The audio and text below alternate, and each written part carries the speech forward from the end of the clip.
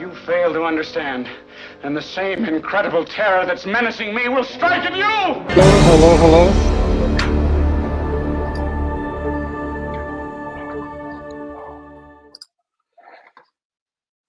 Okay, 1 second, guys. I just have to check something out. Thanks a lot for coming. This was very last minute. And hold on 1 second. Okay, test. Okay, my audio should be okay. Okay, please confirm for me that my audio is okay.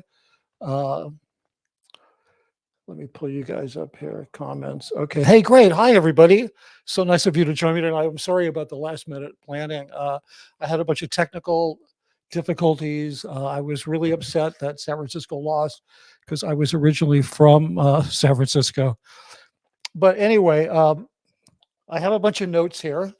I thought we would do this because when I saw their new ad, I thought, I have something to say about this, and I think I should go on and say it. Hold on. Let me just bring one little thing up.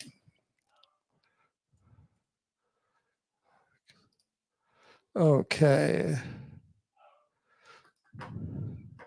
Okay, good. So the topic of tonight's show is a little bit of history into the Super Bowl ads. So there's to really understand the Super Bowl ad, you have to understand the history of Scientology and its Super Bowl ads. You have to understand a little bit about the Scientology. I'm sorry. I need to land.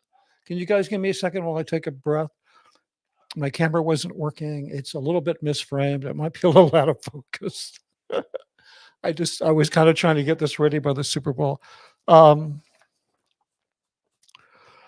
So anyway, and I just realized I don't have anybody on with me, so I don't actually need my earbuds, but I'm going to keep them in. That's kind of a comfort thing. Plus, it's drowning out the sound of my dog. So you have to understand a little about the history of Super Bowl ads. Okay, so many of you might know this. The Super Bowl ads began with the Apple 1984 ad. There really wasn't the term Super Bowl ad before that. And the thing that was so unique about that ad, I mean, not only was it a world-beating idea and it forever changed how and why we watch the Super Bowl, but it only played once. I mean, a lot of people don't know this. I mean, maybe they do. I don't know. Thank you, witness. A lot of people don't know this, but the Apple 1984 ad, it only played one time. Got to make sure. I think my internet's cool. Yeah, you guys are hearing me and saying me okay, so we should be good. Okay, good. So, today with social media, it's a little different. You can show an ad once and then you can immediately put it on social media, which everybody does. But back then, this 1984 ad was huge, and they only played it once. So then other advertisers started going on sort of doing stuff on the Super Bowl, but they all sort of held by the standard that a Super Bowl ad was an ad that you premiered on the Super Bowl, and then if you were going to run it more, you ran it after that. And then Scientology came along and decided to do its ads. Not only did it not sort of honor that thing because it premieres its ads at the annual IAS event and it shows it to its big donors, but so not only does it show it before the Super Bowl actually happens, but they don't even show them nationally. Super Bowl ads you go to the network and you buy a national spot. What Scientology does is they buy what are called, they do spot buys. They pick out whatever the major markets where their donors are, and they just buy the ads there. And so instead of spending $14 million for a 30-second ad, they spend a few $1 million. Okay, so why do they decide to begin doing this? Well, to understand that, you got to go back to the Debbie Cook lawsuit, and I'm sure a lot of you have heard about that. For those of you who might be new to this whole thing, Debbie Cook is a former commanding officer of the Flag Service Organization in Clearwater. That's Scientology's biggest public service organization, and it's number one, a cash cow. Most of the money that it brings in for selling books and services comes in from Flag, and it's a major center for donations. So Debbie left. She very unceremoniously, the last time I saw Debbie was, I think, in Oh God, I don't know, 2010 or I don't know. I don't remember. I knew her, casually, and she was being toured one night around Gold when I was up there. Miscavige was taking her around. I was surprised to see her there, and then I didn't know why he brought her up there. I was kind of surprised, and then she disappeared. I later found out he threw her in the hole, and then she escaped from the hole. She wrote a letter against Miscavige, not against Scientology. He sued her for a breach of contract for supposedly violating her non-disclosure agreements. And her testimony turned out to be so damning because in it, she exposed the horrible treatment of the staff that he canceled the lawsuit, paid her an untold settlement, and then never sued anybody again. So, and by the way, just one important ground rule: if you have a question, please write question. It makes it a lot easier to see it. So anyway, there was another very interesting fact that came out of this Debbie Cook lawsuit. It was the fact that it was exposed that Scientology raises a lot of money from donors, quote unquote, its membership, that it then promises to spend on advertising and promotion, but it never actually does this. There's no evidence of it. So that lawsuit was in 2012. 2013, Miscavige says, I have a solution to this. I'm going to make an ad and show it on the Super Bowl. And it is literally the reason why they started doing Super Bowl ads. So, he likes to do things big. So, I'll just put it into this. Nobody can say I don't spend money. But of course, then he used the ad, the making of the ad and the placing of the ad on television. He used that as another excuse to raise even more money. So we were tasked with this job of doing the ad. I didn't particularly want to do it. I had brought this young director up to Gold, who was also hired as a pro. His name was Taron Lexton. Maybe some of you knew him, or if you were ex-Scientologists or have heard of him. If you guys were around, he was around LA. He was a born-in Scientologist. His mom is famous in Scientology. Her name is Mary Shuttleworth.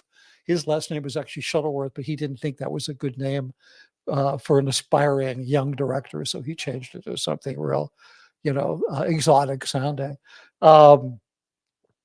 Yeah, people learn in Scientology branding is very important, so they even brand themselves. So anyway, yeah, he literally grew up on L. Ron Hubbard Way. His mom ran a dare care center. She's a Freedom Medal winner. She is the founder of the front group Youth for Human Rights. So Taron's definitely in. So I brought him up there. He's a talented young director. He's 19 years old then, a long time ago. He's probably 40 now, but or in his late 30s. So I gave him this job, like do this ad. And he basically did it. It was, I don't know if you remember this ad. I'm not going to pull it up and play it, but it was, the ad was called Knowledge. And it was like, it attempted to position Scientology as the religion for the rebels and the nonconformists. And he was taking a page right out of the Apple playbook. And he basically just plagiarized what Apple had been doing. If you remember that ad, like here's to the, and they had Einstein and all these crazy people, and they were doing sort of an homage to them. And they did a campaign. It was, if you remember, Think Different, which grammatically it should have been Think Differently, but the campaign was Think Different. So Taron came up with this thing about knowledge, and it was like, here's to the rebels and the this and the that, trying to position Scientology as the religion for the rest of us, for the oddballs. Anyway, the ad, it showed in the Super Bowl, and everybody loved it. Within the church, within the bubble, everybody loved it, and it was a very slick looking. But what Miscavige wanted was he wanted to show the meter. He wanted to be more about Scientology. And so Taron ended up getting in a lot of trouble for doing this first ad, as happens to a lot of artists who work for Scientology. He ended up with, a lengthy sec check and a bunch of Scientology ethics handlings. And so then, because he was doing it, even though he was doing it under my supervision, I didn't get in much trouble, but I should probably look at my notes. Anyway, so I started doing them in 2014. I did the next one. Miscavige wanted to show the meter, and Taron, he thought was just a terrible idea. he didn't think it would work in with his hipster version of, Scientology being the Apple computer of religions. And of course, as I said, he got busted for that and got in a lot of trouble. But I was like, I could care less, because at that point I was kind of, newsflash, I was kind of subversive in my attitude about Scientology. Even though I was still taking money from them, I was very much trying to find like a soft way out. And I just literally didn't know how to get out. Tehran was part of my solution. Train this young director. He's talented. Nobody will notice me that I'm not there anymore. I tried all kinds of things. So anyway, I did this ad, and I was like, I don't really care if it's a good idea or not, as long as I make an ad that is visually so good that nobody can criticize it, because that's kind of my professional standard. As I've said many times, my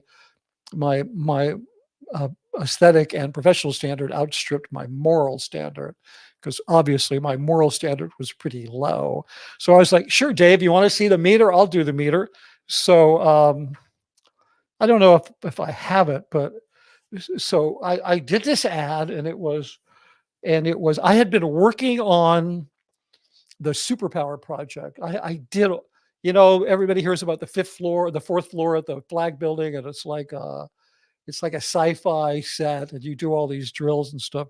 So all of the drills that used audio and video, I designed and produced all of those.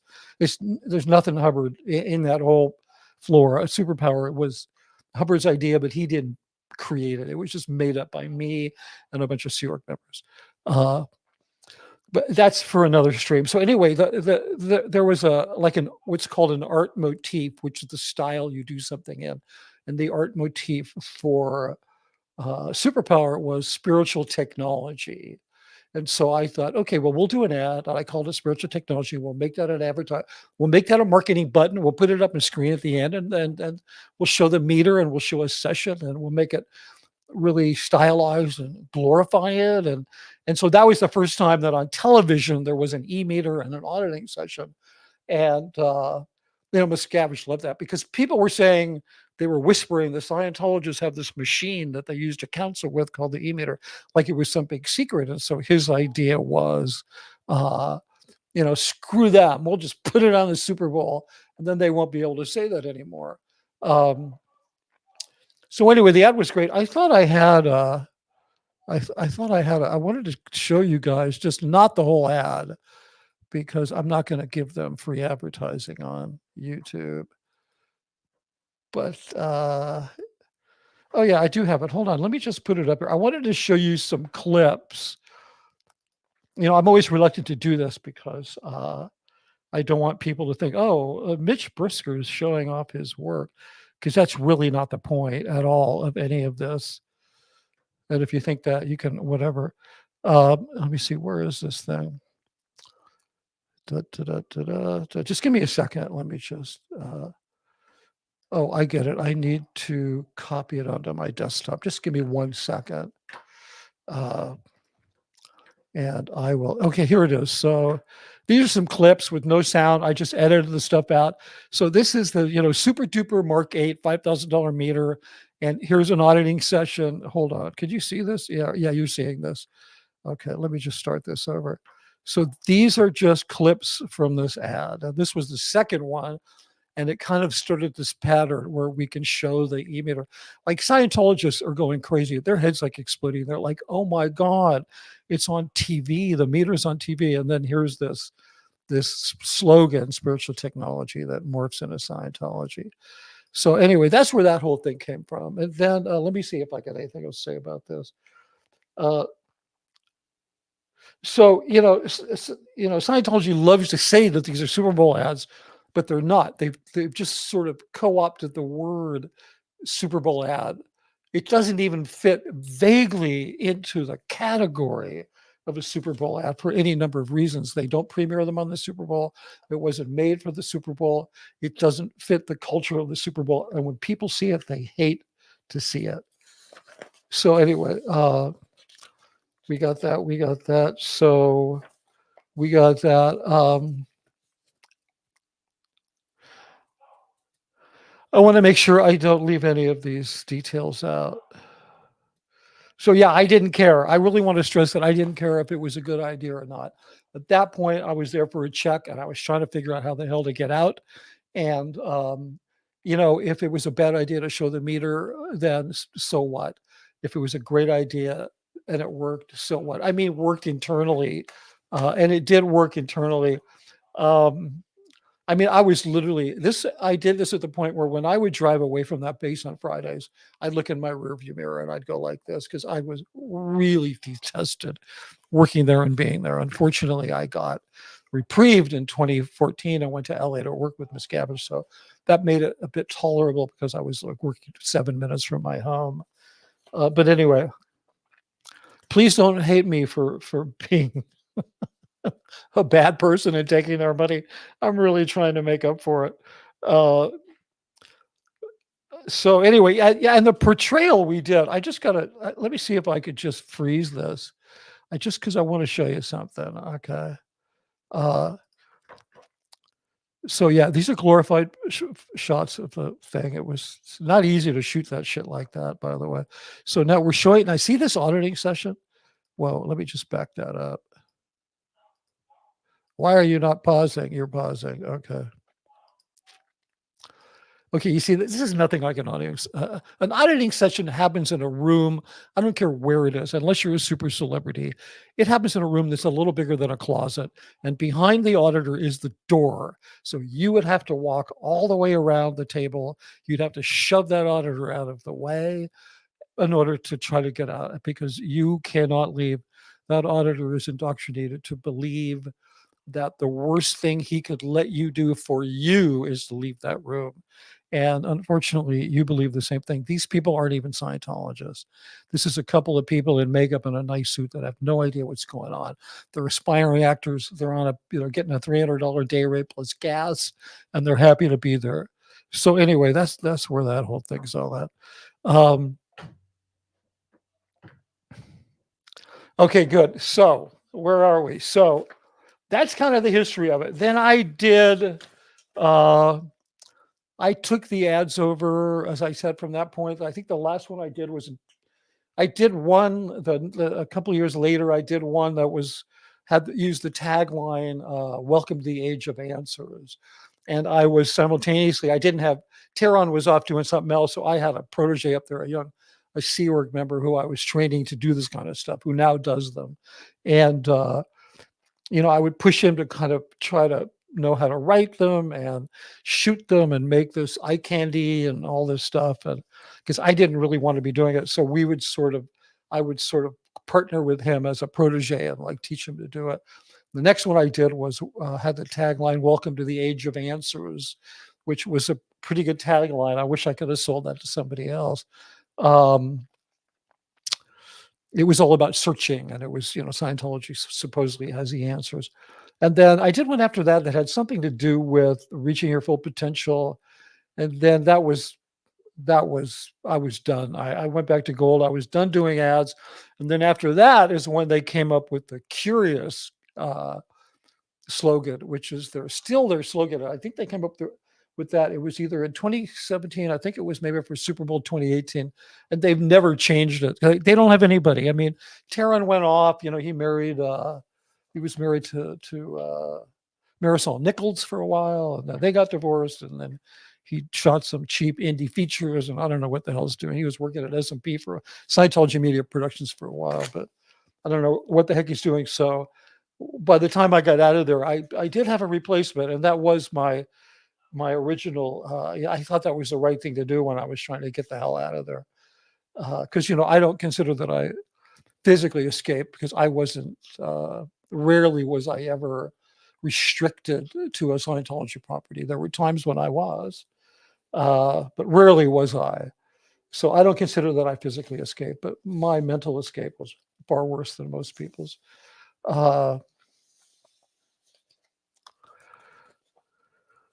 So that's pretty much it. I didn't really expect to do that in 20 minutes. I think I had more to say about that, but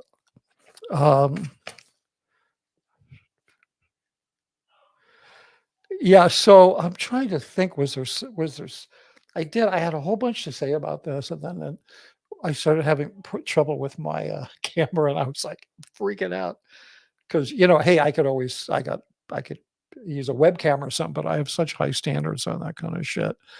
And yeah, so I want to take a couple of these comments. I'm going to back up here, and we're going to do this. Okay. First of all, yeah. So this Kim White says, I guess they only market to areas near and north. Yeah, that's absolutely right. Because I was involved in a lot of marketing. I'm trying to think of the name. There was a whole marketing campaign called the non-E, which stands for non-existence. That when an ideal org opened, the enterprise known as Scientology would deliver a marketing package, which included web designs, TV ads, localized for them. And then they would use that all. It was sort of a cookie cutter thing under the auspices of the church. And then I would be brought in to kind of write some of the stuff because they were really horrible at doing creative advertising stuff. They just like whatever. And I'm not bragging because for me, it was like a slow horse. It was like, it was like, being in a race against slow horses because it was just like, so yeah, but that's absolutely right. They only market and they don't run these ads everywhere there's an org. They run these ads everywhere there's a big donor and a bunch of Scientologists who give money. So they probably only run them in LA, San Francisco, New York, Chicago, maybe Kansas City, because there's a bunch of big donors down there. But and of course in Clearwater, but they actually don't even have to run them in Clearwater in Florida, because in the Clearwater area they have some deal with a TV network, so they could probably just run them there with a local affiliate, because you should know that by law the FCC mandates that the networks have to provide a certain amount of airtime to their local affiliates for them to sell to make money. So that's what Scientology does. It buys those local markets and it maintains these. I met one of them. It maintains these media buyers who are, they're like A&R men in the old record system, if you know who they are. They always show up with a gram of Coke and some Cuban cigars and maybe a hooker. And then that's how they get you to like deal with them. So excuse me for the disrespect to sex workers. But that was the vintage line from the old A&R man. They're kind of real characters. I know when we were setting up Scientology Media Productions, we had a media buyer who had the Scientology account. So you're talking about a woman who's got, the potential to walk into your station and hand you a check for hundreds and hundreds of $1,000s. So when we were looking to tour TV stations, she could just get the doors open because they're like, she like was like Miss Moneybags. So yeah, there's a lot of moving parts of that, but that's the deal with that marketing.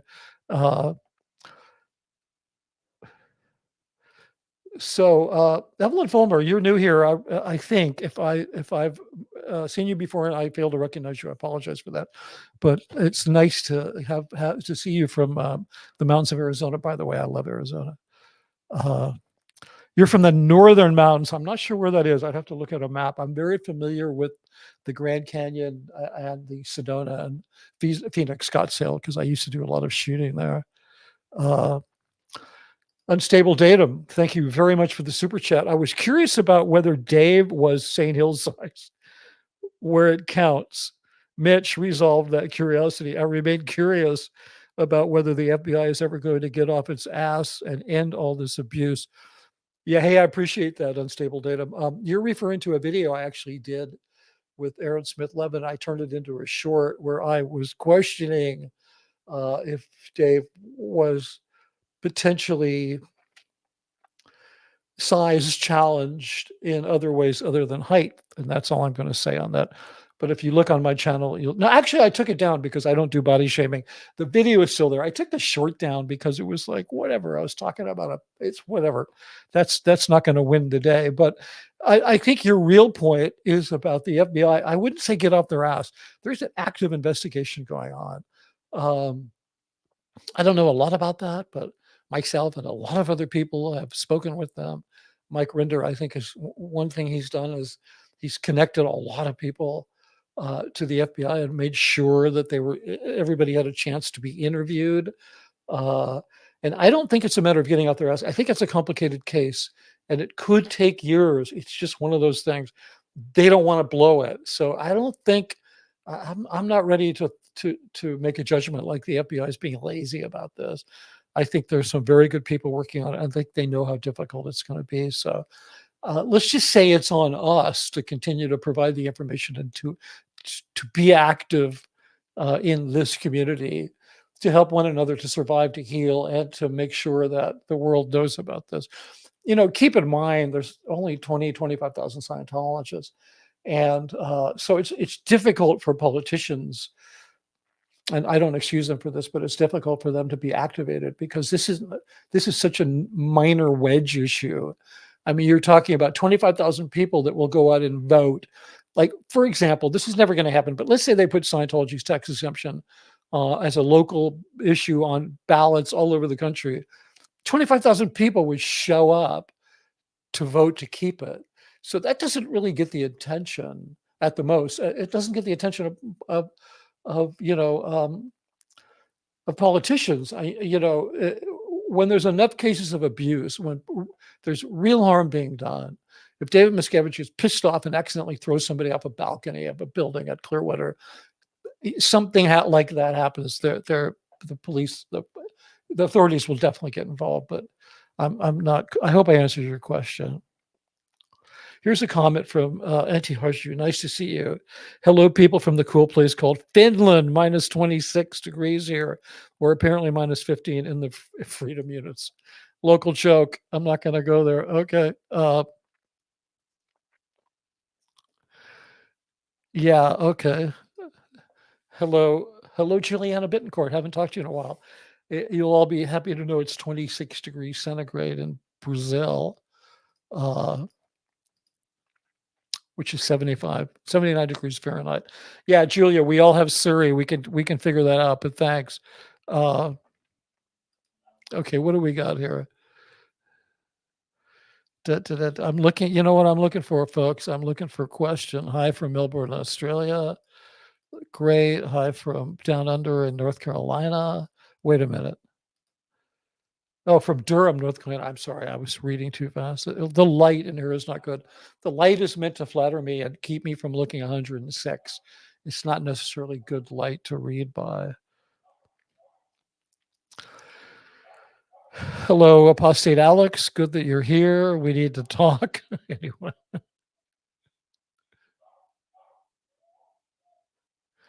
Okay, here's a little shout out. Thank you, Anti-Harshu. A little shout out to PTS for Life. Did a funny take on the Super Bowl ad on YouTube today. I'll definitely be checking that out.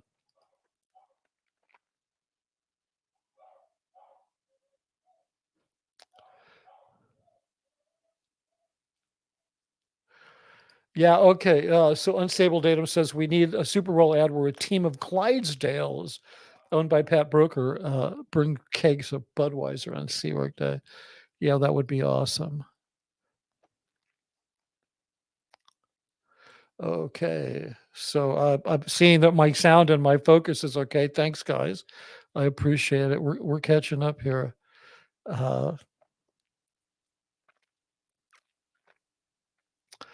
So the inappropriate heifer asked, she's catching up at 2 times speed, was going to ask how you felt about this. Haha, I'm not sure what felt about what. Felt about the Super Bowl ad. I mean, I thought it was funny. I was hold on one second. My I wanted to show you guys something. I don't know. Hey, how many of you guys actually went to Twitter and looked? Okay, just put it in the street for me real quick if you can. Put a 1 if you immediately went to Twitter and looked at the reaction. I did, and put a 2 if you didn't. Okay, because I don't want to bore you guys, but you want to know what? Yeah, check this out. Yeah, X, whatever. I still call it Twitter because I refuse to acknowledge whatever that guy's name is with the big space dildo thing that can you say dildo on YouTube? I think you can. That's I think that's an okay word. So check this out. So check this out. This are some of the reactions. I hope you guys are seeing this. These are some of the reactions to the Super Bowl ad. Here's another one. Oh, this one says 0 converts made, 2.5 million wasted. I think it was more than that. 12,500 Tom Cruise jokes inspired. Here's one. Black Scientologists. Okay, good. We got a shout out to the Black Scientologists. Where are there just a Scientology? Why were there just a Scientology ad on TV? It's just endless. Like the thing is, the second the ad, like 1 second after that ad aired, I immediately went to Twitter to see what the response was, and it was I don't know how people react so fast. Maybe it's different time zones. No, we're all watching it at the same time, so I don't get that. Anyway, this is maybe my favorite. It's a little violent, but so this is basically public opinion. It's one of my favorites. There you go. Okay. So, it's just killing me. So there you go.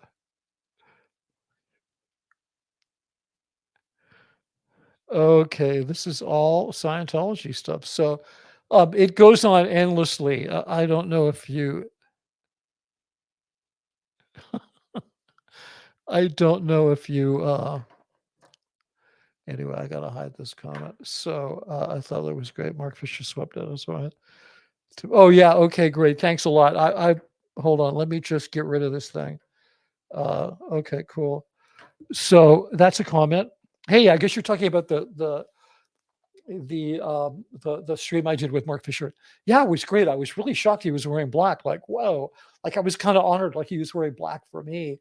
I hadn't been on for a while, so I thought maybe it was like a morning MOURN, a morning thing. I don't know, but that was really a great stream. I really like Mark a lot. I think he has a great viewpoint, and I appreciated the things he said about my book. Yeah, I hadn't been on much because I've been struggling with an audiobook. I really don't want to air this in public, but I've been really unhappy with my performance and I'm struggling with it. And I'm trying to find like somebody who can produce it and direct me because I've done a ton of this type of recording with other people, but it's so hard to do the recording and sit on your shoulder and direct and then record, direct, and be the talent at the same time. So if you know anybody, wow. So none of you guys went to Twitter and watched it. None of you guys. I mean, there's a lot of people who said no, they didn't. I'm not even seeing any ones. That's really funny.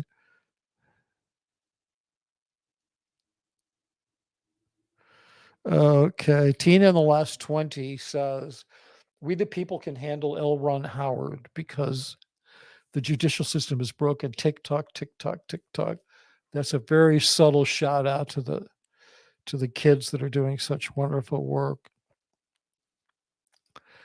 Yeah, I hear you. I stopped really using it, but I'm still a lurker. Barb Try says, I got rid of Twitter when the megalomaniac took it over. Yeah, that was just bizarre. I don't know what that was all about.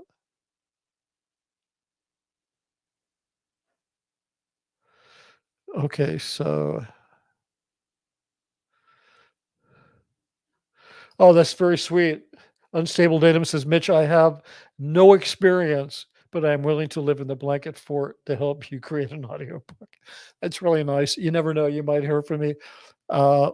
It doesn't take experience so much as it takes the ability to listen to something and then vocalize about what's wrong with it in a way that's helpful to the other person.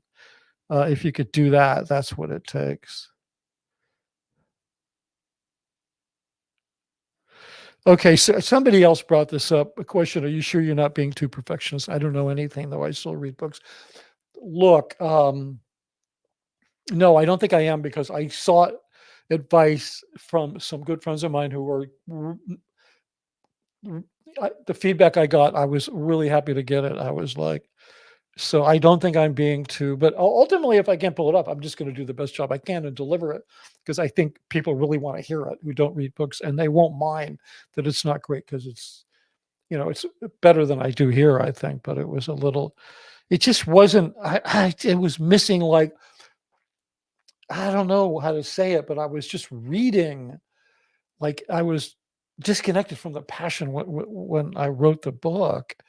Uh,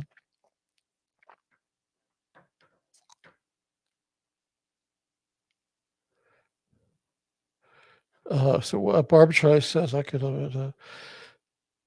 Barb Chai says I could help if it can be done remotely, but of course I have no experience either. Well, you know what I might do? I might randomly pick a couple of you guys, and, like, no offense if I don't pick you, but I may pick a couple of you guys and just send you a chapter and just tell me what you think.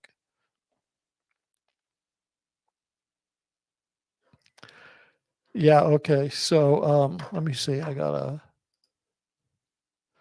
Okay, so that's pretty much it. Hey, I have a question for you.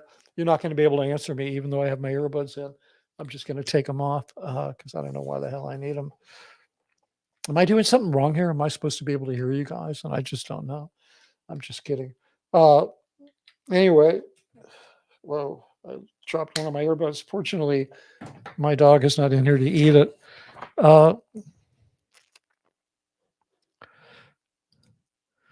Witness says, I accept that challenge, Mitch. You're a good candidate only because your name's Whitney. And, I have a quasi favorite person named Whitney. That's a long story. But truly a wonderful person. And she's not watching. She's like, she's too big for YouTube. So, but anyway, yeah, I might actually send it out to a couple of you guys. And so I think, I don't know if I have any of your, how I would get your email addresses to actually do that, because I'm not going to send it out publicly on YouTube, the request for email addresses. So I tell you what, why don't you do this? If you want to evaluate a chapter and give some feedback, just shoot me an email at Scientology, the big lie at gmail.com. And then I'll pick one of those. I'll pick a couple of them, because it's going to be,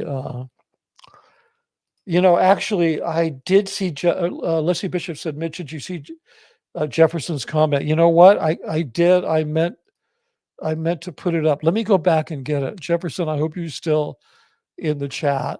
So Jefferson Hawkins said, I can tell that when we were doing the Dianetics campaign, there was a lot of money that was regged for the Dianetics campaign. How much of that money ever went to the campaign? Zilch. Yeah, that's absolutely right. And Jefferson's referring to the fact when he and I were working on it, he was working on it with other people. And I mean, I know this for a fact. Before I even worked for Gold, I did an ad for the Citizens Commission on Human Rights, a quote unquote PSA, anti-psychiatry thing. And it didn't cost a lot of money, but they went around and regged people to pay for the ads, like got people to donate. Would you pay for this ad? And would get people to pay for the entire ad. And then they tell another person, do you want to pay for the entire ad? So they would take, like, these things like the entire production cost of the ad, and they would turn it into a commodity that they could sell. And they would tend to do this. Like, I'm sure they did that with Dianetics as well. They would say, we're doing, an infomercial, documercial, whatever you want to call it, and we need X amount of money for production costs. So yeah, they would do that. Yeah. And I doubt that very much of the money ever got used. So yeah, thanks for that, Jefferson. Good to see you. We need to do something soon.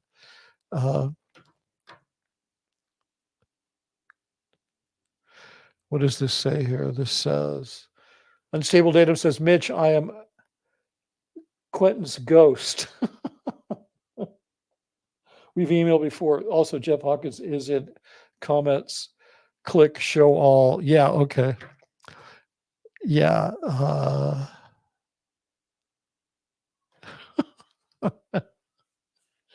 Okay, so Eddie Congress says, why do most ex-Scientologists look like Bond villains? I don't know what you're talking about. I have no idea. I've heard this. Somebody referred to me. I know who it is. I'm not going to mention her name.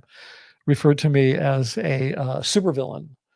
kind of jokingly, but I think it was a little bit revelatory of their actual attitude about me. And if anybody who knows me knows I'm nothing like a Bond villain. I'm not even trying to look like a Bond villain. I'm just trying to not look like a guy who feels bad about losing his hair, because I don't. But I'll put that question out to you guys. You tell me, why do most Scientologists look like Bond villains? And I don't know who you're talking about other than me. Who looks like a Bond villain?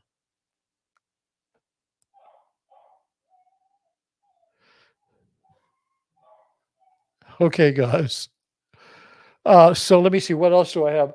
Hey, did you guys happen to see the short that I put up showing how body thetans are represented in clay on the OT3 Operating 3 highly confidential course where you learn about Xenu and the body thetans? Did you guys see the video that I put up by any chance? Some of you didn't see it. Anyway, I'm not going to show this short, but I thought that just for the heck of it, I did a 9:16 version as a short, but I also did a 16:9 version. And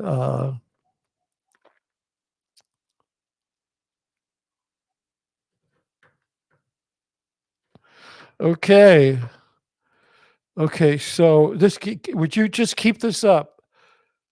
Unstable Datum. Mitch and many has Unstable Datum would like us all to know that myself, Mitch, and many other ex-Scientologists are objectively sexy in a non-villainous way. I really appreciate that. I don't have anyway. Whatever. I'm not going to say it on YouTube, but I do appreciate that. Okay, this is like Auntie Harju says Mitch looks like a certified badass and is like one of the best storytellers out there. Okay, good. So theoretically, I should have more than 4,600 subs, but I don't. So spread the word, people. I'm like a certifiably sexy badass who tells good stories. Boy, if you want to hear some good stories, you should read my book, because there is a bunch of stuff in there that I've never talked about on YouTube. Okay, Unstable Datum also says Tori Christman looks like the opposite of a Bond villain. I don't know. I think Tori Christman, if I was going to make a Bond film, which I've always dreamed of doing, by the way, because I read every Bond book when I was 14 years old. I spent an entire summer reading all the James Bond books. I needed glasses by the end of the summer. And then when I was done with Bond, I read every Isaac Asimov book. So I was a big reader when I was a kid. I've always wanted to do a Bond film. Tori would be an amazing Bond villain. Are you kidding? With that little Bob, that little page boy haircut with the pink hair, and she's not young, and she's still has an amazing kind of youthful. Oh, she would be an incredible Bond. Could you imagine her with long pointy nails and being sort of grandmotherly and lethal at the same time? By the way, I've spoken with Tori and I really adore her. She lives not far from me, and I need to get together with her.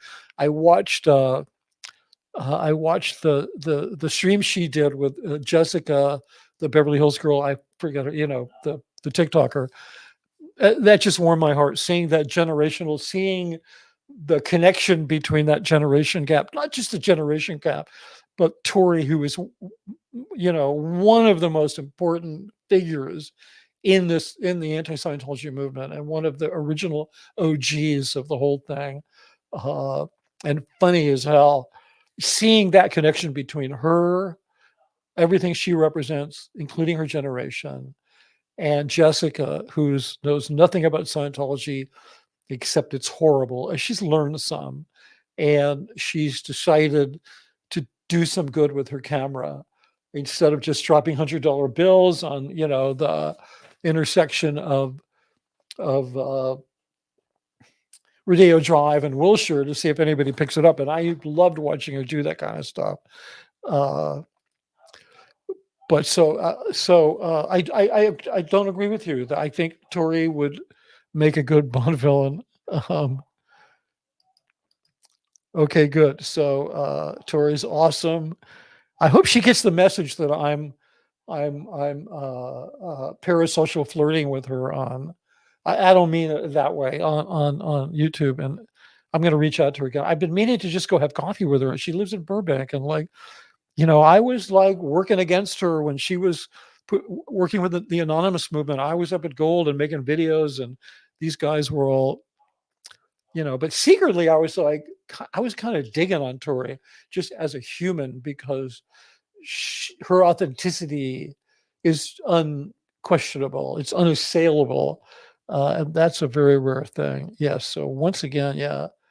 Nancy McKinney says, yes, I love, that was I meant to put up, but thank you very much, Nancy. That interview was great. Yeah. Also, yeah, Mark Bunker has great Tori videos on his channel. Yeah. Another person that doesn't get enough credit historically for what he did, because he was really the one who, Anonymous started as a really just in the internet. Like it was Mark that drew out the newer folks in the younger folks in Anonymous, not the older guys, because they're never going to leave their basements. The people that started that whole thing. That's a whole story. I got devoted a chapter to it in my book. It's a really complicated story. If you want to really learn the actual truth about Anonymous and how the whole thing happened and what was going on behind the lines, read my book. And Barbara, if you can put up my mod, if you can put up, I don't know if you have access to my links, but we should put something up about. You can order my book from Amazon. You can get it from Barnes and Noble. You'll get a nicer copy. I don't care, but I don't make as much money out there. But they're hardbacks. If you want a hardback, if you want the highest quality hardback, get it from Barnes and Noble. I'm still working out with them how to get enough copies that I can sell them on my website. But you can get an Amazon hard copy. They're nice, signed by me on my website, mitchbrisker.com. Yeah, and yeah, okay. I'm gonna take it. Tina in the last 20 said, "You'd have to be a true badass, bunk bed, blanketed studio, brilliant." Yeah, I appreciate that. I'm just worried I'll never finish my book and I'll be stuck in this blanket fort for eternity, because I have a whole plan for the space to change it when I can get rid of the whole bunk bed thing. Hey, thanks, Barb. That's great. Yeah, that's my link tree. It's on my page, by the way. It's on my YouTube, whatever you call it, your homepage. So appreciate that, Barb. And XC News, is that Z News? Oh, very clever. Z News. Hi, Mitch. Excited for your audiobook. Did you direct any of the short videos they show in the Ideal Eat works on all the TV screens? Yeah, I did a little bit more than that. I did direct a lot of them. The ones that are documentary in nature, I didn't direct. The ones that are promotional propaganda in nature, the ones about L. Ron Hubbard. But I not only directed them, but I also designed the whole, like if you look inside the test center, or you go to any Ideal org and you'll see a thing which is called the public information displays.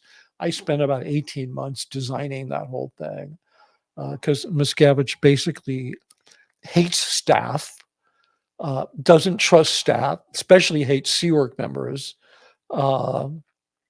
It doesn't trust them to talk about Scientology or explain it to anybody. So he wanted this just, add water solution. He wanted people to be able to walk into a Scientology, quote unquote, enterprise and push a button and get their dose. So yeah, I designed that whole thing. It's the reason that I went down to the test center. I wasn't trying to, get arrested or steal anybody's thunder. But it's the reason that I'm fishing for. It's the reason that I went down and I did this. Can you see that? I think you can. Let me turn it towards the light. It's I have to put it near my face or it won't be here. This is my new thing where my new eye mask. No, this isn't these tickets that I was handing out that say they actually say that rated C for cult, public warning, the content inside this inside the Scientology Test Center is rated C for cult, inappropriate for all audiences. And there's a public apology on the back, which was appreciated by most people. There's a few people that still think I might have had something to do with their own trauma, and they're not quite willing to forgive me, but I have a hug for them as well, because I'm really here to support everybody. But anyway, yeah, to answer your question, thank you for being excited about the audiobook. Hopefully I'm going to get it done in the not too distant future. And I did direct a boatload of those videos. So somebody said, I'm sorry, but you like it.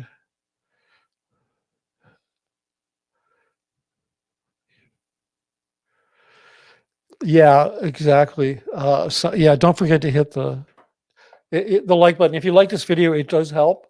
Can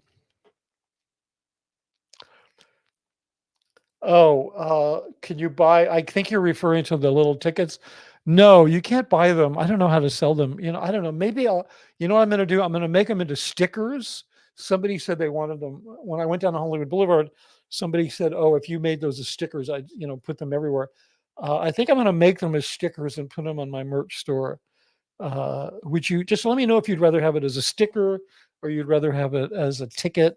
Because I think it would be really cool. If it was a sticker, you wouldn't be able to read the back, but it's the front that's really important and really kind of funny. I should actually, let me have that back. I should actually read you the back because I don't think some of you are new and you don't know about this. So basically what it says is, and I wasn't pushing my book. It has the title of my book, but it doesn't say anything about my book. It just says, the videos inside the test center are all lies and propaganda. I know because I created most of them. I'm here to publicly apologize and warn you to stay away. And then there's, my website is listed on there, but I wasn't trying to do a big promotional thing because I didn't want to be accused of showing up there to sell books, which I still got accused of that.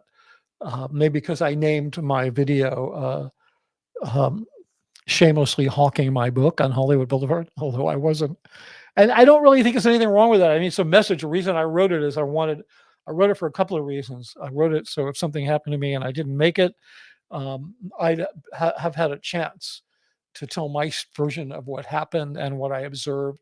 And also because I think it had an important message that I wanted to get out, because I was, on the one hand, like I said, my aesthetic values I placed higher than my moral values. And I felt it was important to make up for that. And it's important to do it. So it's weird that people would say, oh, you just wanted to sell a book. Yeah, you damn right. I wanted to sell a book because I really believe there should be less harm in the world. And one of the things I can do about that, other than helping to support victims and survivors, is to speak out, because silence only hurts the abused. Silence never helps the it only helps the abuser. Yeah, people say this. I'm going to bring this up. Auntie Harcher says, Mitch, I think you're coming on too hard on yourself about trying to promote your book in a space that seemed like an ideal spot for somebody interested about the subject matter. Yeah, but I just, I don't know what it is. Thanks for saying that. I could have probably shown up there with a box of books and sold them all. I don't know, but it's not my thing. Yeah, you know what? You're right. Somebody said, Leslie, you're brilliant. Why didn't I think of that? I would sell them alongside your book as a bookmarker. I'm not even going to do that. If you buy a copy of my book, it's like autographed, hardback, $50 and change on mitchbrister.com. I'll stick one of these in as a bookmarker for free because I got a bunch of them. And I have to tell you, my son did me a favor and he went out to the printer. I got a proper printer to do this. I didn't do it at Kinko's. He went out to the printer. I didn't have time. He went out to the printer to get it. And, when they hand you the box of the printed material, they tape one of the pieces, printed pieces onto the outside to identify the box. And my son said when the guy handed him the box, he looked down on it and laughed, and then handed it to my kid. So like apparently the guys who printed this thought it was hysterical. Okay, so Eddie Congress says, no need to apologize for selling your content. Scientology fair games, you guys. And you just give it credence. Yeah, I'm still, the thing is when you leave Scientology, no matter how badly you were abused, no matter what the situation is, uh, you're so like, the thing that shocked me the most is how hard it was to work through and process and free yourself from thinking that you had failed this group. It's just this, even though you know that you didn't. And so I think a little of that still creeps in when I'm like, well, I didn't want to be accused of selling my book. So, but I appreciate that comment because, so thanks. I really appreciate that. Okay, here's a tip from Tina in the last 20. I'm going to put it up before I even read it. Mitch, tip, talk out your thoughts and feelings about the reading of your book. Record yourself doing this. Answers will ring true. So are you saying on my channel I should talk out my thought? No, you're saying record myself doing this. Yeah, I think that might be a good idea because I've lost touch a little bit with some of the, when I was writing it and editing it and all, I was really connected to the material. And now I'm just kind of reading it. I'm like, once upon a time, there was a dog. It's just like, what? But that's a good tip. Thanks. Okay, so REM Arts or REM Arts, I'm not sure how you want that pronounced. Oh, sticker, bumper sticker, and as a ticket all seem like perfect options. Yeah, I'm going to put it on my merch store. I think that's a really good idea. I'm going to put stickers on there.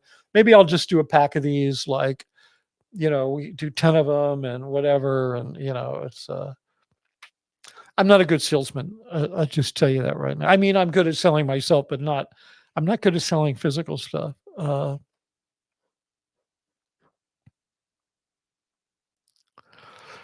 So yeah, this has been very productive because I'm definitely, if you buy an autographed copy, this is going to come with it. And hey, can't beat that. No extra charge. And there's more. If you order today, I will include free of charge this wonderful bookmark and public apology. Okay. I don't do shame, by the way. That apology was really meant to sort of bolster the announcement that place is dangerous in there because, I mean, I do, the apology is authentic, but I think making that apology in addition to saying stay out of there kind of helps to give it some credence. So listen, I want to show you guys this. Some of you may have seen it, but I think it's worth looking at again and discussing, like, okay, so we all have heard in this community, whether you're brainwashed in, born in, or never in, doesn't matter.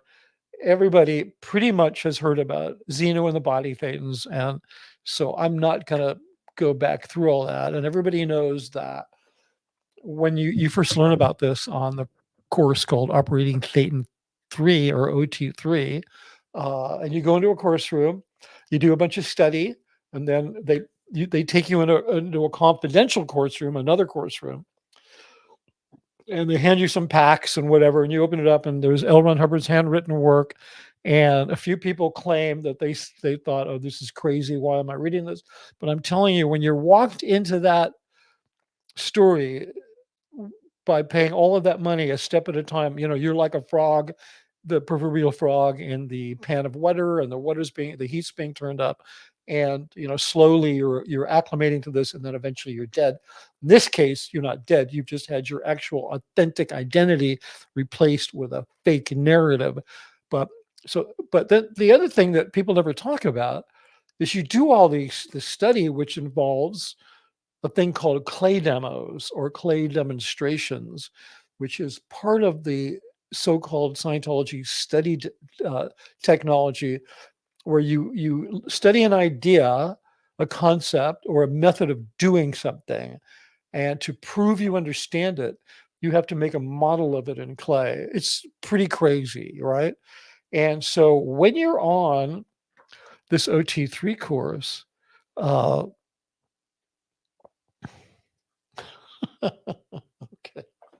I'm sorry. I'm going to stop looking at. Yeah, sorry about that unstable data. But, he says, Mitch, mention these confidential OT materials without warning just ruined my free zone case.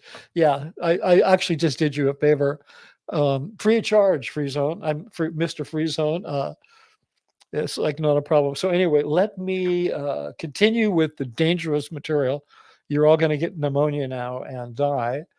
But I want to just show you this. This is, where the hell is this? No, that's not it. Okay, so what did I do wrong here? Hold on one second.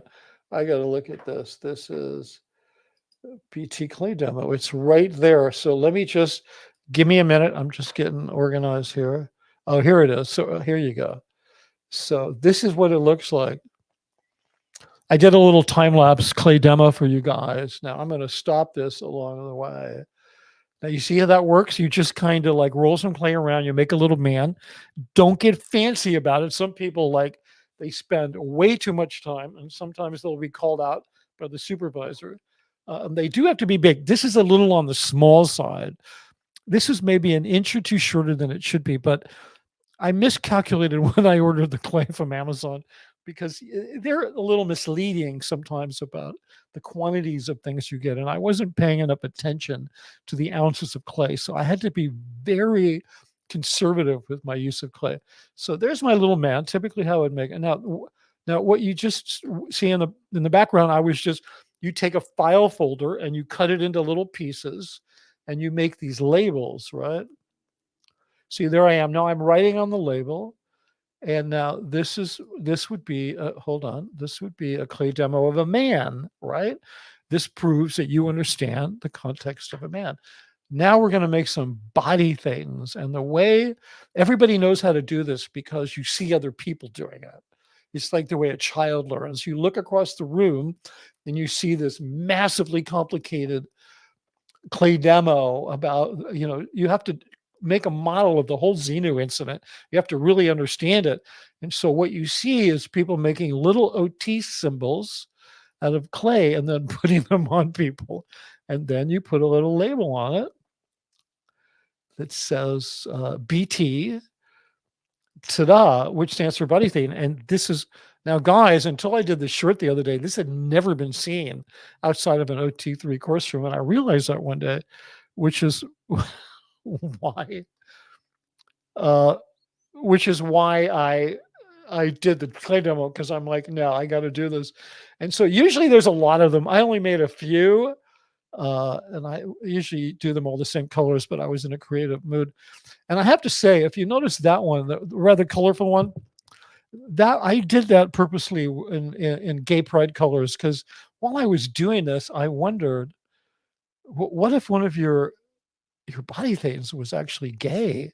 What would you do? Because you're supposed to be auditing them and freeing them, and but that's just a problem that's never come up. Strangely enough, I do not know of one case of a gay body thetan, but I thought in this crazy mythology of Xeno and the body thetans, I thought that the LGBTQ community was underrepresented, so I handled that. So because they should be, the disembodied gay body thetans should have just as much of a shot at freedom as those cisgendered people such as myself. And so the last thing you have to do is you put, this is like the parlor game part of it. You put a label, you write down what it is you're demonstrating, and then you flip it upside down and you call the supervisor over and they look at it. And if they say, oh, that's a demonstration of body thetans, then you get a pass. And I got a pass. So there it is. Ta-da. And that's what it looks like on OT3. So anyway, that's just a little bit of silliness that I thought you guys would. What did I do here? I accidentally put something up. Anyway, I thought you guys would enjoy that. So I want to put this up. This is from Coco Renee Herbert. Mitch, you earned all respect from me when you showed such genuine emotion and remorse for having played a role in manipulating and tricking people into Scientology. I admire your humble heart. Thank you very much. It was kind of something I needed to do. The amazing thing is, it's not premeditated. It's not like I did it on purpose. You really think you're doing something good when you do it. And then it's a journey to get your mind out of that mindset. But okay, so Leslie Bishop wants to see a clay model of Xenu. Now, believe it or not, you're not required. I don't even remember anybody ever demoing Xenu. So I think it's just kind of like, yeah, okay, you know what? I'll get some more clay and I'll do it. So, but I think other people have done pretty good jobs. I mean, I think everybody's vision of Xenu is kind of the one from South Park, Auntie Harju says, that was most excellent. Well, thank you. So I got a pass from you, right? You're going to give me a very well done. I really appreciate that. Exactly. I cannot tell you the number of times Cynthia Ortegon says, oh no, Mr. Bill, making a reference to the great Saturday Night Live Mr. Bill thing.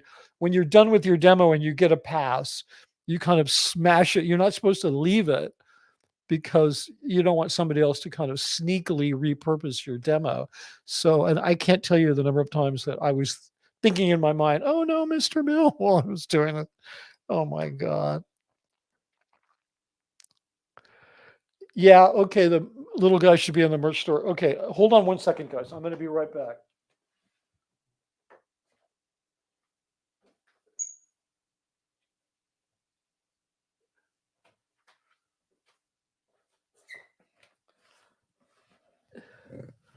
Thank you for your patience. Here he is. Oh, except he lost his head. Hold on 1 second. Let me put his head back on. Okay, here it is. There it is, right there. There's Mr. Bill. We should just call it, you know what? I'm going to change the label next time I do it. We'll just make it Mr. Bill. I will be doing another video of me smashing him, so stay tuned for that. Oh my God, look, the LGBTQ body thetan fell off. Probably a good thing.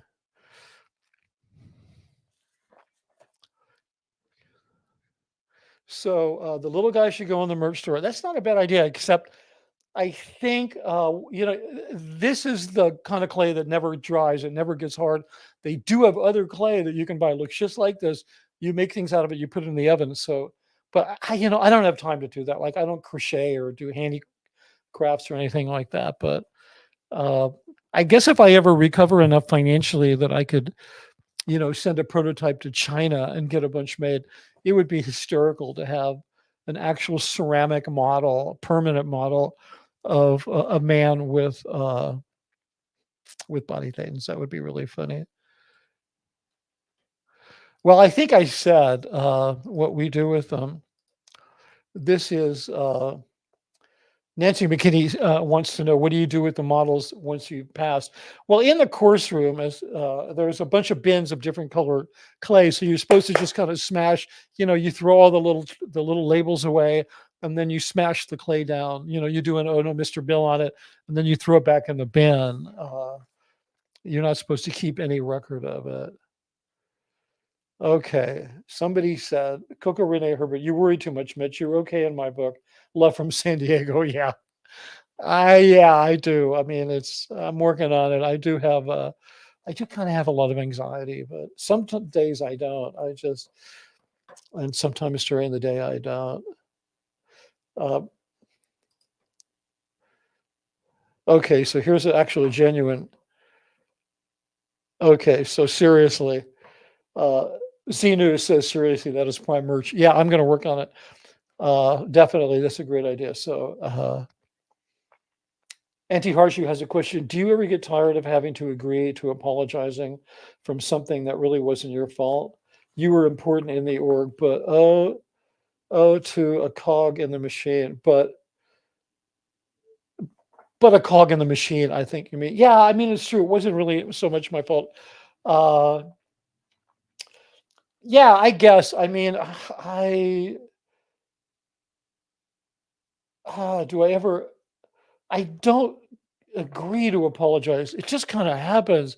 That I think it might be my own sensitivity to the trauma of other people.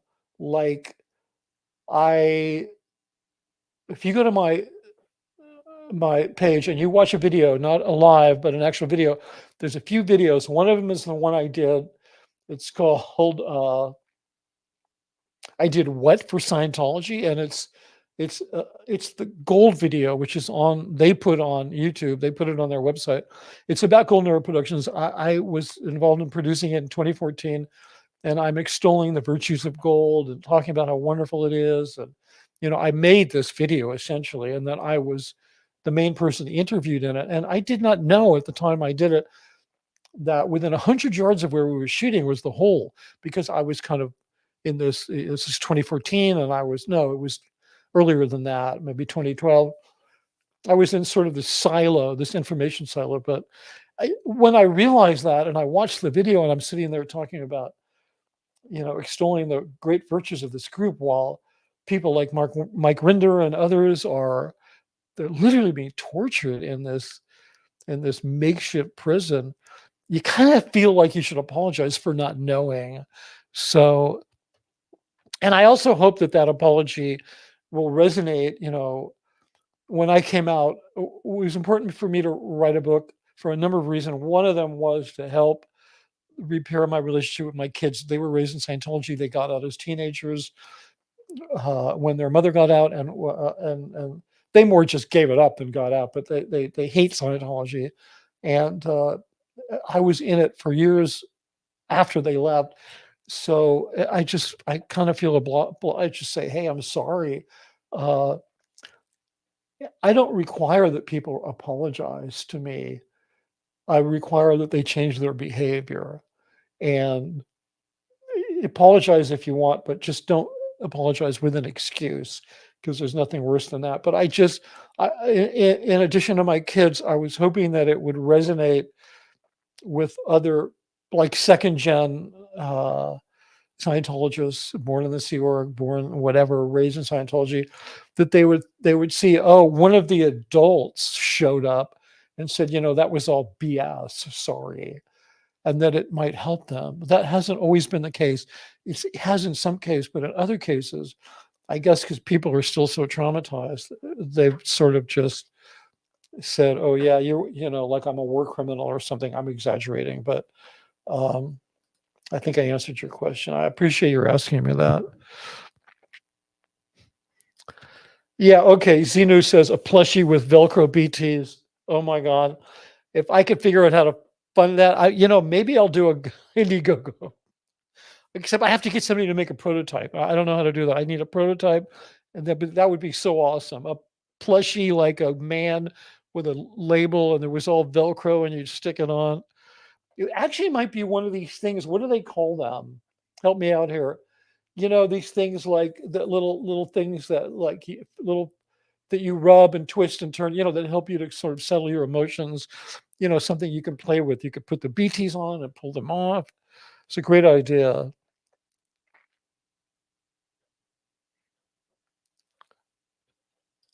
And Witness said, do not blame yourself for things you could not have known. The information is purposely siloed in Scientology. Yeah, but and also the idea of thinking you should have known is very much Scientology thinking, because it's like you're responsible for everything. So if something's going on around you and you don't, yeah, there it is. Thank you. Stress balls. Yeah, play with your stress balls. That'll do it. But sometimes you don't know what's going on around you. You blame yourself because you're like, I should have known. I should have been aware enough. But yeah, I appreciate it. I would ask Marilyn, but I think she's busy with other things. And plus, yeah, I need to find somebody who can make a prototype plush. She's more into crocheting. She doesn't really do. And here's a question from Auntie Harshi. Do you remember if you worked with Michael Westmore, the great makeup artist from Star Trek fame? Yeah, as a matter of fact, I did. Michael Westmore was hired to work at Gold for a brief period of time. I don't know if you saw, I did a stream with Mark Headley about a film called Confessional TRs. TR stands for training routines, and the TR films are part of the auditor training films that I directed. And there was really one of the better films. I mean, I have to hand it to Hubbard. Every once in a while, he would have an interesting idea. Like he wanted to teach people to do like sec checks, Scientology confessionals. So he decided to have a kid who, done some bad stuff and ended up in hell. And then an auditor who was an angel with wings went down there. Anyway, we were shooting this thing with live fire. We were shooting at Not a Gold in some studio. We didn't have a big enough studio. We were shooting it with real fire. I insisted on using natural light. We built these sets. We made them flame proof. We had jets of fire everywhere. We literally lit the whole thing with fire. And we had so much trouble with the makeup. I've told this story, and it was Michael Westmore who was hired to help because the makeup, they had to keep reapplying the actress's makeup because it kept melting. And Michael came up and he said, you can't keep reapplying more makeup. Once an hour in that environment, you have to take them away and scrub them down, reapply the makeup from scratch, which means adding hours to production. But he said, if you don't do that, you'll never get the film done. And so he stuck around and he did a bunch of training, and he was famous for a lot of things. He not just Star Trek. I mean, he had high level security clearances. He'd done every president, makeup through Clinton. He did makeup for the real Henry Hill, the guy from that Ray Liotta played in Wise Guys. Was it? No, what was the name of the film? Goodfellas. Sorry, Wise Guys was another. Anyway, so yeah, we did work with him. I worked with him at Gold, not before I worked there, but he's an amazing guy. I'm curious why you asked about Michael Westmore, Auntie Harju, but I'm glad that you did.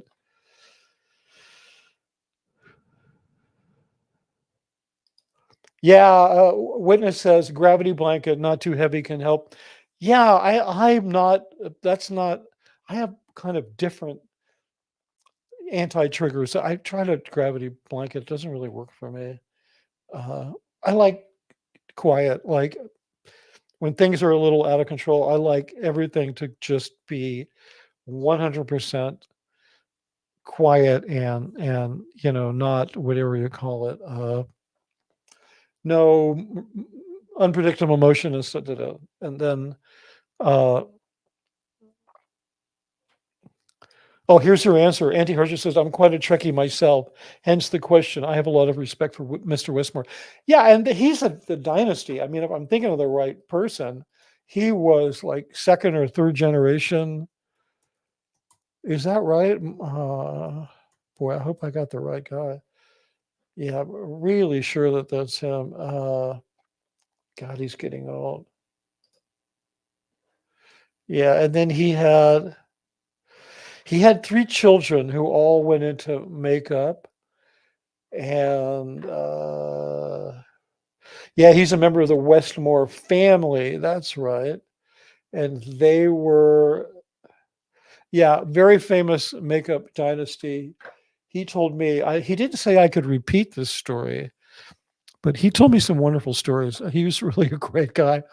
One of the stories he told me was when he came, this wasn't a story, but when he came to Gold, the first thing he did was he went through the makeup artists, a couple of girls, he went through their makeup artist kits, and he was disgusted. He was throwing things out and saying, you're reusing sponges and you're doing this. You don't know what you're doing. The guy was like a drill sergeant. He really gave them a hard time, but he also trained them. And at the end of the day, they were greatly improved in their craft. And I was talking to him one day and I said, you got kids that are in makeup, right? And he said, well, only one of them, at least at that time. And I said, well, why only one? He said, well, the others weren't good enough. So at least he gave me the impression that even his own children had to pass this very high bar. to become a makeup artist. He was worried that they were going to ruin his reputation. But I think more than one of them may have gone into makeup, and he might have been exaggerating that. Now, here's a question that I hate to answer. What's your favorite movie? I don't have a favorite movie. I love movies. There's films that I feel that I have a real connection with. Um, uh, and they're not untypical of many filmmakers feel the same way. They're, Lawrence of Arabia, The Seven Samurai, and a couple of other Kurosawa films like Yojimbo. There's a film from 1954, a Japanese film called Tokyo Story, which is a contemporary film from that time period, meaning it's not like a samurai film, not like a historical film. I have a list. I mean, I have Dr. Strangelove. Is one of my all-time favorite films, and it kind of changes. I saw a film recently that I feel really strongly about, called. So unfortunately, it hasn't been nominated for anything, but it should be. It's called Zone of Influence. It's a film about the Holocaust, which does not ever take you inside the Holocaust, but I highly recommend it. It's German language, British director, German, British, and Hungarian or Yugoslavian money. I'm not sure, but it's. Please, if you have a chance to see Zone of Influence, do so. But I don't really have a favorite film. I guess if I had to pick one, it would maybe be Lawrence of Arabia, only because it's so well written. It's so full of empty space that it's just visual language. And then there's this written language, which is unbelievably rich and multi-layered, and it's such a great story. I'm leaving some. Did I ever work with the Coen brothers? No, I did. I never worked at that level of filmmaking. I worked in commercials. I worked at Gold. I did some music videos. I never. I aspired to that level, but I didn't. I have great respect for them. Oh, and speaking of which, of respect for filmmakers, the Coen brothers are very much enamored with Preston Sturges. Oh Brother, Where Art Thou is completely inspired by the Preston Sturges film Sullivan's Travels. The Hudsucker Proxy, very much a Preston Sturges film. And so I do have to add also that that film Sullivan's Travels, the Preston Sturges film from, I don't know, the 30s sometime, I think it's in the 1930s, is one of my favorite films. I've streamed about that. I showed a scene from it, from Sullivan's Travels, and talked about it. If you've never seen it, you can probably find it streaming. It's such a classic. If you're not familiar with Preston Sturges, you won't fault me for pointing you in that direction. He is the person who inspired Orson Welles to come to Hollywood. He was the first writer to direct his own films, his own writing. He's a pretty important guy. And not so much Dr. Zhivago. It's Nancy McKinney. I think that's a question. Maybe you're saying that's one of your favorite films. I really like that film. It has such a great love story, but it's not one of my favorite films. I think it's too. I think it wastes the scope that it uses to portray that story. There's just something about it that's up to me, even though I'm a big David Lean fan. Come on, and the guy, he died. He was like 90 years old. He died making his last film. So, but I wasn't crazy about that. That time period, the film that I really like is the one that what's his name did. I can't think of it. Reds, Warren Beatty. The film Reds is very much in that time period about the Bolshevik Revolution, and I think it's a better film. And this says here, Auntie Harji wants to know, what do you look in movies? Like, what do you look for in movies, TV that speaks to you most? Is it the script or dialogue or cinematography that grabs your interest? All those things are important. The thing that there is a single thing, and it has to do with, I am a huge fan of stories about redemption. because there's not a person alive who hasn't lost their way. And so I'm kind of a sucker for any film that is about a person genuinely achieving redemption and finding the kind of grace to live after losing their way. So, and I mean, to me, cinematography is really important, but there's uh, there's too many films, in my view, my very unimportant view, are they're too much filmmaking. Like they're like I thought, oh, Oppenheimer was too ornamented. It was too much filmmaking for what it was trying to do. It was confusing, and it was a fine art film. It was an abstract film. It was an art house film, and then all of a sudden Matt Damon showed up and started wisecracking, and then it was a Hollywood plotted typical action movie, and then it was kind of a weird love story. I mean, it was just like all over the map. And I do want to watch it again because I saw it in IMAX, and maybe that's why I didn't like it. Uh, but I think beyond any of those things that you're talking about, the thing that really kills me is human relationships and the way people respond to one another. Stories about redemption that feel really authentic and that you can relate to, and the technical craft that isn't overly ornamental and just there for the sake of being decorative. I mean, these are the kinds of things that I look for. I don't know if that makes any sense. It's just like, but I appreciate your asking that. Yeah, anyway, that I'm looking at your question again. Yeah, I mean, I can tell you some television.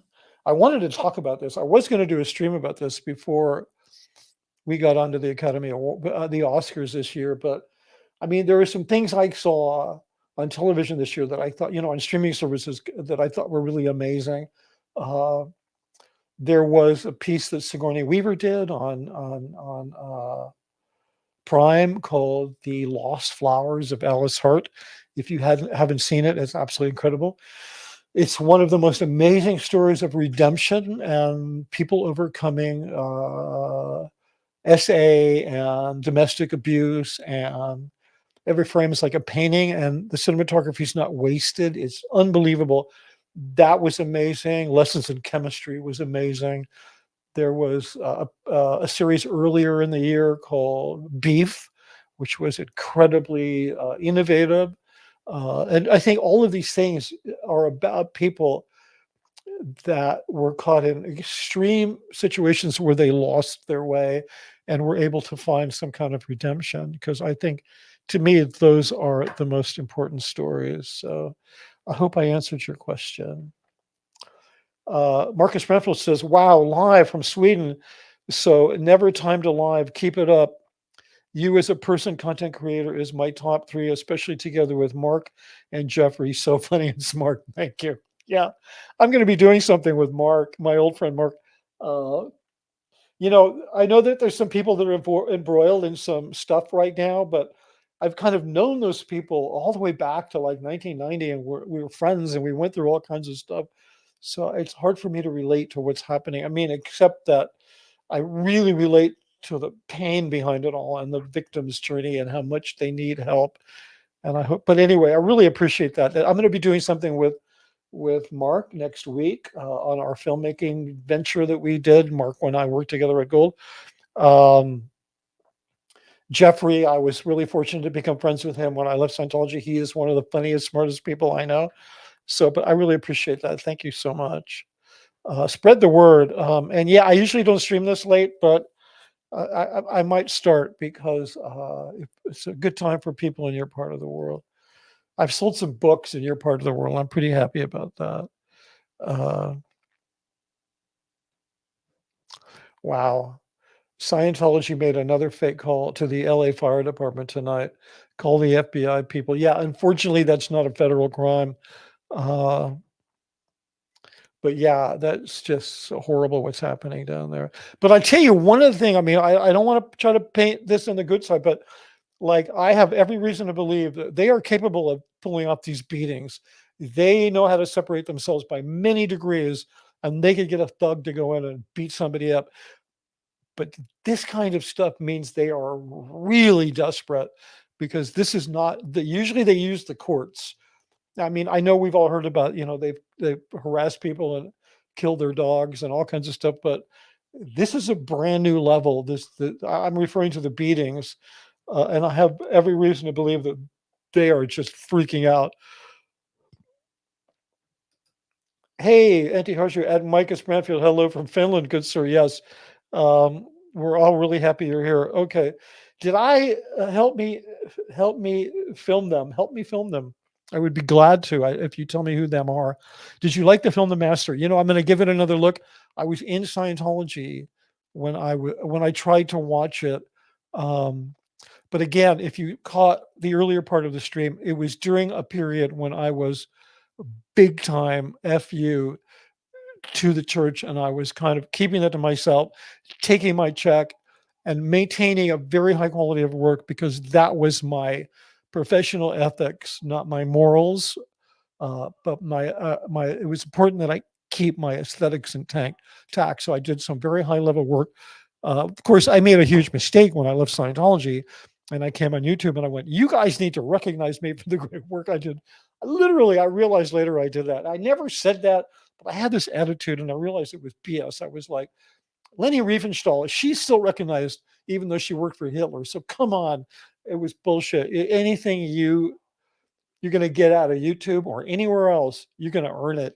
You're not going to carry something out of a freaking evil cult and go, well, check the work out. I mean, there have been people that have come to me and said, you did some really amazing work. I'd like to give you some work. Hasn't worked out yet, but I'm still hopeful.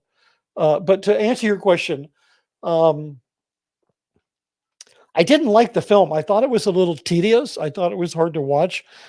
But like I said, I was still in, and I may have been heavily biased, but I didn't seem to really like it as a film. And I've always had a theory about that film. That film was produced by Megan Ellison. Megan Ellison is the daughter of Larry Ellison, who was one of the richest men in the world. Tech guys. He was the richest man in the world for 3 days, because Microsoft and Apple stopped. I don't know if you know who he is. He's Larry Ellison. He's known as the Dark Prince of Silicon Valley. He's a multi-billionaire, and he has 2 children. He gave them each $1 billion because they wanted to go make movies. One of them is Skydance, and the other is Arna Purnat, however you say that. And Megan Ellison, I have a lot of respect for her. Yeah, sure, she's a Nepo baby, but she's not a movie Nepo baby. She's just a billionaire Nepo baby, and she's made some really good films. She produced the remake of True Grit. She did, The Master, but she's done some great films, and Skydance as well. So both of his kids have done really well. I don't hold it against them.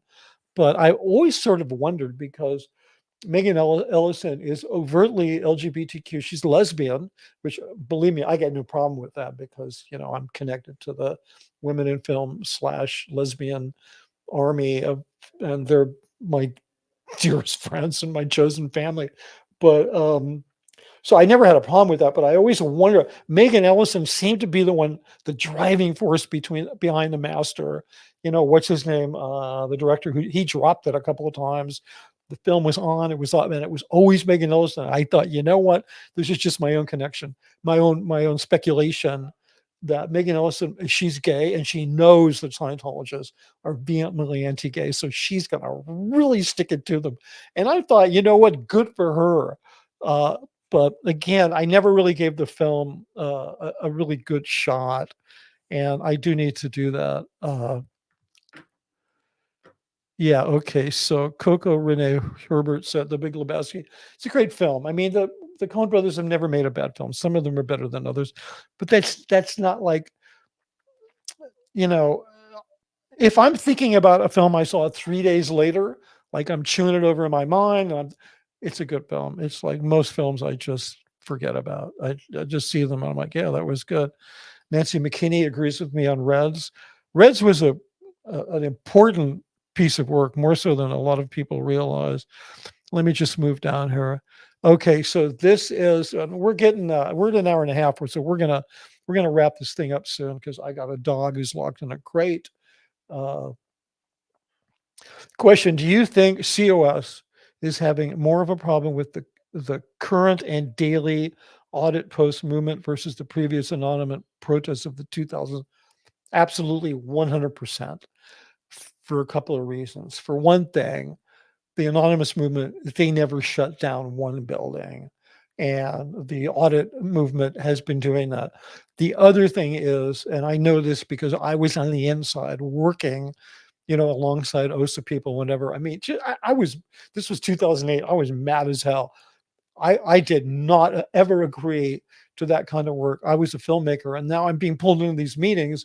Why? Because they need creative people to come up with actual positive solutions, and not just, let's go bomb, let's go plant a fake anthrax scare, which they did, so that we can then use PIs to contact the parents of kids who are protesting and tell them that their children have been recruited into terrorist organizations, which they did.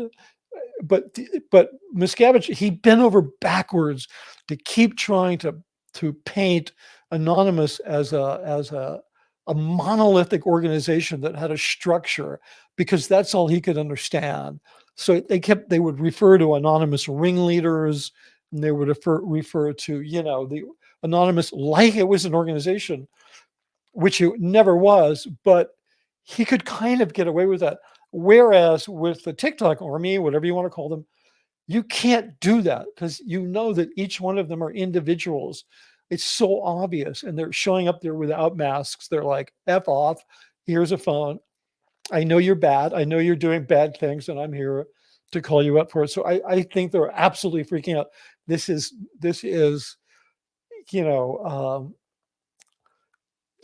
Anonymous brought a knife, to an alley fight.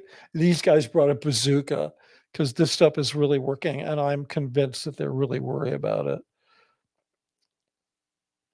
So Anti-Harji says, I have nothing but appreciation for the Headleys for the good work they have done. No matter what they have done some seriously important work, and they earn my respect. Yeah, I basically feel the same way. I mean, like,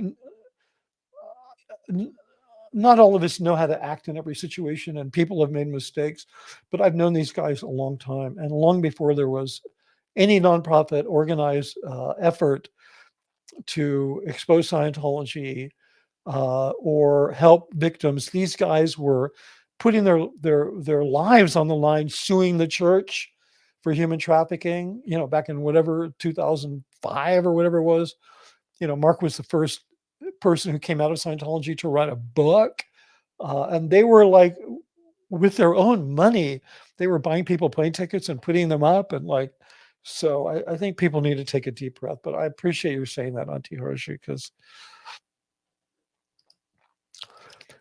yeah, okay, good. Just for the sake of accuracy, yeah, Mark Hardman said, yeah, Oracle. Larry Ellison's company is Oracle. That's the other software company. Yeah, I think they're nervous. A witness says, yeah, I think they're nervous about the 3 hearings coming up this week. Yeah, I think so too. I mean, I think it's the reason why I'm not getting fair game. Like, they sent me one nasty letter, and I think part of it is because I have so much documentation from David Miscavige about all the great work I did, and it's like they can't really, what are they going to do? I'm kind of like almost a little bit untouchable, because if something happens to me, it doesn't matter who does it; they're going to get blamed for it. So yeah, I absolutely think they're nervous about that. We got some new comments down here.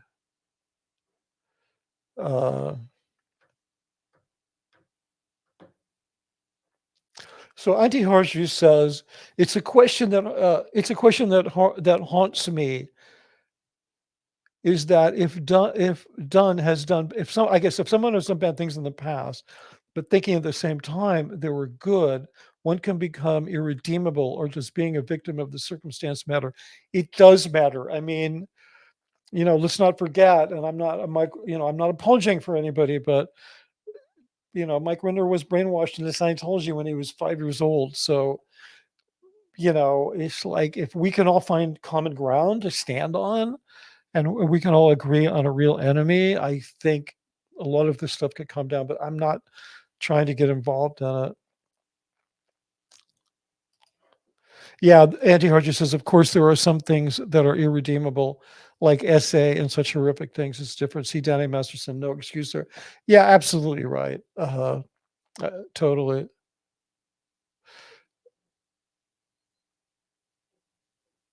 Okay, good. So I'm just going to take a quick look here.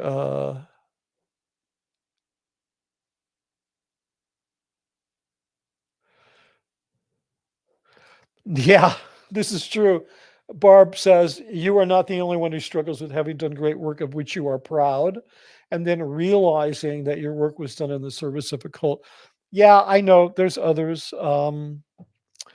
And my only regret is that I did it at a point in my life where I didn't have a lot of good years left, but whatever, life is to be celebrated. So with that, I'd like to bring this to kind of a controlled landing. Let me see if there's any business I want to take care of here. So,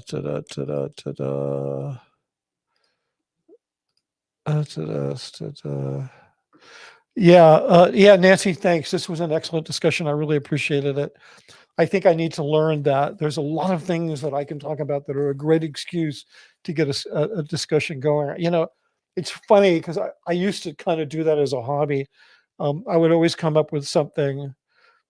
I was very fond of coming up with things, you know, at dinners and so forth, just to get people focused on a conversation, because I really hate idle chatter. I really prefer when people are talking about things meaningful. And I used to throw things out like, hey, do you ever think about the fact that so many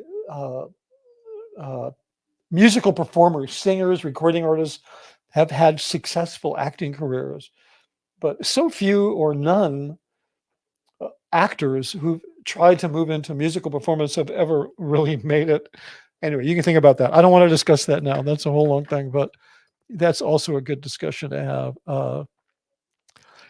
So anyway, I just have to find my out. So listen, before we go, I just want to say, if you have subscribed to my channel, I appreciate it very much.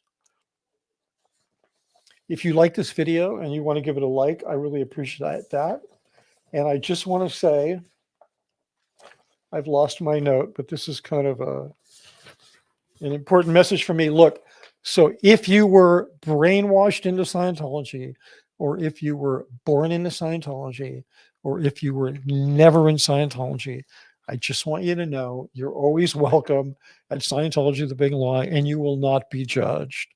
So that's pretty much my message for tonight. I really appreciate you all coming by, and I'll talk to you soon.